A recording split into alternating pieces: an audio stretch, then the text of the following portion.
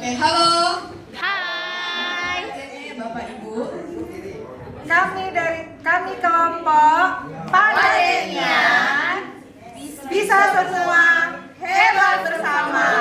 Bisa, bisa, bisa. Hore! Bapaknya kayak tertekan sekali. Kalau nggak itu muka-mukanya sangat tidak nyaman gitu loh. Cukup lah, muka ramah dikit. Udah. Oke, baiklah Bapak Ibu semua. Kami dari kelompok Padenian yang beranggotakan saya sendiri, Putri Indah Pratiwi dari SLB IT Nur Faibul Ashab, Dirja Lebong, Curug. Ada. Selanjutnya saya Liva Putisa dari SLB Mutiara Bunda Kota Bengkulu. Saya Reski dari SLB Negeri 3 Kota Bengkulu. Saya Indra dari SLB 4 Kota Bengkulu.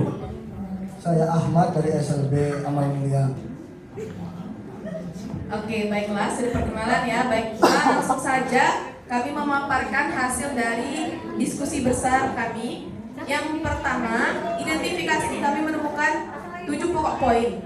Yang pertama, saat diminta membaca, murid berhenti di suku kata kedua. Yang kedua, murid membaca bacaan namun tidak memahami isi.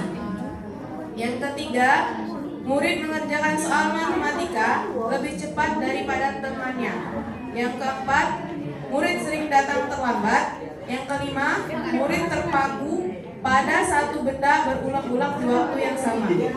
Yang keenam, murid sering salah dalam mengerjakan matematika. Dan yang ketujuh, murid mendapatkan nilai di bawah standar yang ditetapkan di kurikulum. Untuk 7 pokok poin opini, kami menemukan 4 dasar. 4 poin. Yang pertama, murid sepertinya hiperaktif karena selalu berbicara. Yang kedua, orang tua memanjakan anaknya. Yang ketiga, murid sepertinya kurang perhatian dari orang tua. Yang keempat, murid malas belajar.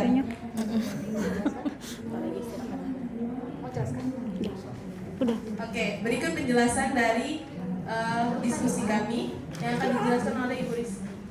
Baik, Bapak Ibu, di sini ada 7 poin untuk identifikasi saat diminta membaca berhenti di suku kata kedua.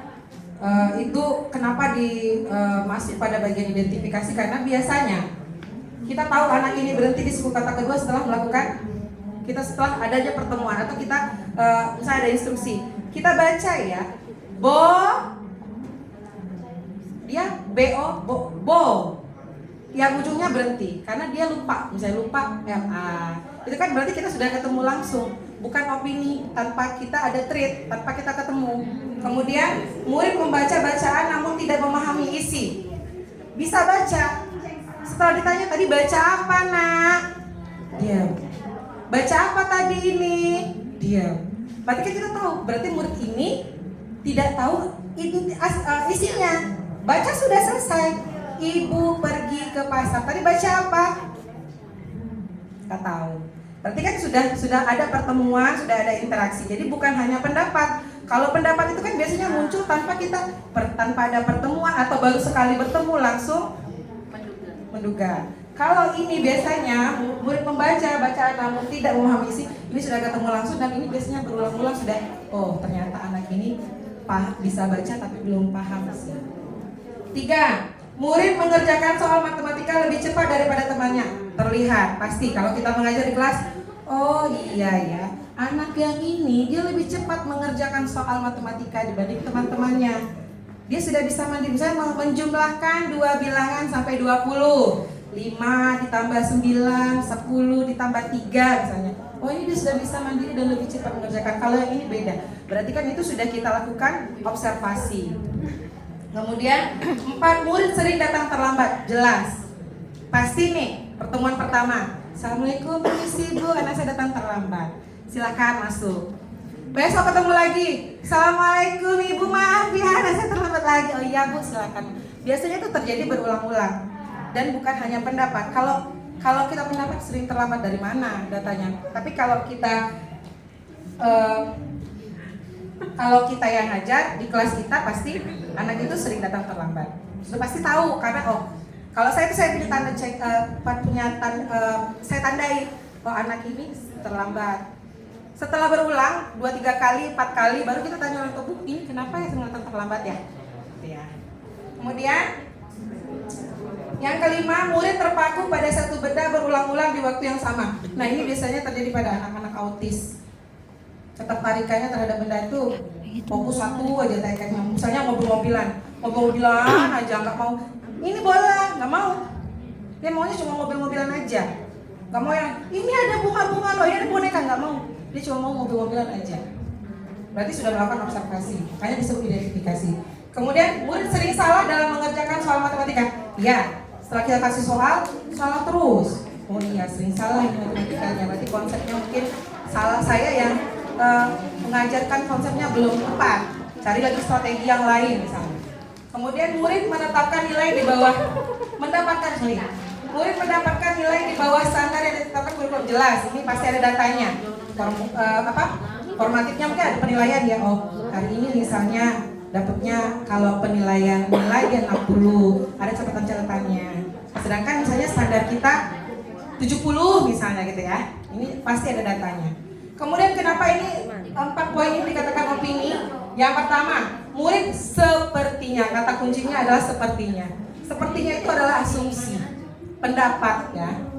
Hiperaktif karena selalu berbicara.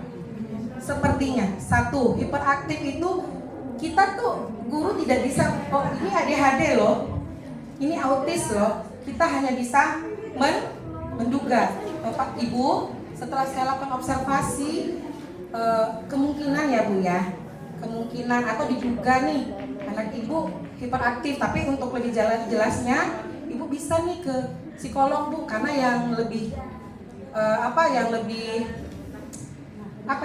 memang psikolog gitu ya yang bisa menetapkan ini memang ADHD, ini memang autis gitu. Kemudian 2, orang tua memanjakan anaknya. Kenapa disebut opini? Karena memanjakan. Itu penilaian subjektif. Ya. Penilaian subjektif. Memanjakan itu porsi memanjakan orang berbeda loh Bapak Ibu. Memanjakan versi saya akan berbeda dengan porsi Pak Eko. Ya enggak? Makanya kenapa memanjakan itu disebut opini.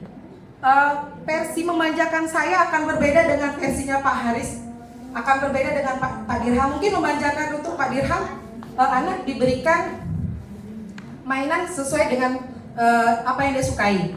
Kalau saya memanjakan, saya mencurahkan semuanya untuk anak saya tanpa saya peduli ini bermanfaat atau tidak. Ya kan? Porsi orang akan berbeda-beda Bapak Ibu. Makanya kenapa kami sependapat bahwa memanjakan ini masuk pada ranah opini.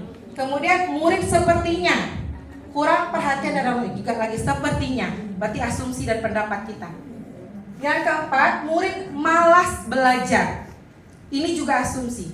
Kadang-kadang murid itu malas karena tidak tepat strateginya, tidak tepat treatmentnya, tidak tepat medianya, tidak disukai cara belajarnya. Jadi sebenarnya tidak ada murid yang malas kalau caranya tepat dan benar. Itu saja Bapak Ibu paparan dari kelompok kami. Terima kasih atas segala perhatian. Mohon maaf atas segala kekurangan. Assalamualaikum warahmatullahi wabarakatuh.